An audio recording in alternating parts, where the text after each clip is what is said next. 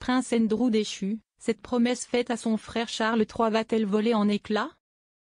La pression sur le prince Andrew s'intensifie et, face à la famille royale, il a fait une promesse qui pourrait influencer son avenir. Le prince Andrew enchaîne les décisions qui font grand bruit. Depuis plusieurs semaines, lui et Sarah Ferguson sont sous les projecteurs à cause de l'affaire Epstein. La diffusion de mails échangés avec le pédocriminel a déclenché une polémique intense, poussant Andrew à renoncer à tous ses titres royaux. Mais ce n'est pas tout, selon The Sun on Sunday du 26 octobre, il a également donné une promesse majeure au roi Charles III. Celle de ne pas publier de mémoires révélatrices pour raconter sa version des faits. Andrew était sans ambiguïté sur ses intentions, il souhaite s'éloigner complètement du devant de la scène et de toute exposition médiatique. Prince Andrew, pas question d'un livre à la Harry. Alors que son départ du Royal Lodge semble se confirmer. Prince Andrew tient à mettre les choses au clair, il ne compte pas suivre les traces de son neveu Harry en publiant ses mémoires. Selon The Sun on Sunday, le frère cadet du roi Charles III aurait promis au souverain, Andrew n'écrira pas un livre comme Spare. Il l'a promis au roi.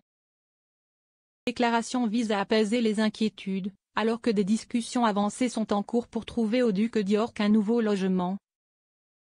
Certains craignant qu'un départ précipité ne déclenche un déversement d'informations sur la famille royale.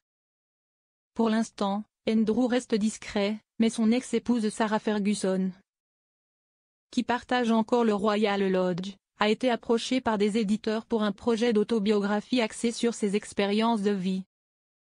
Un proche précise, elle ne pourrait pas écrire un livre sans parler de lui, soulignant que, malgré les scandales, Andrew reste central dans sa vie.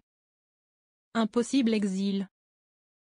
Du confort du Royal Lodge et de la vie trépidante de la monarchie. Andrew pourrait bientôt trouver refuge au château de Maille, dans l'extrême nord de l'Écosse. Il a restauré cette demeure du XVIe siècle après son veuvage.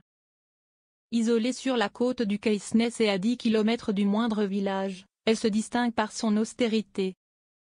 Le magazine Urban Realm a même élu, en 2010, la ville voisine de John O'Groats la plus lugubre d'Écosse. Pour Sarah Ferguson, habituée au séjour à Verbier ou dans les Caraïbes, ce possible déménagement ressemble à un exil. Quant au prince Andrew, ce relogement pourrait marquer le début d'une retraite imposée. Dans un silence total, sans caméra pour troubler la quiétude désormais exigée,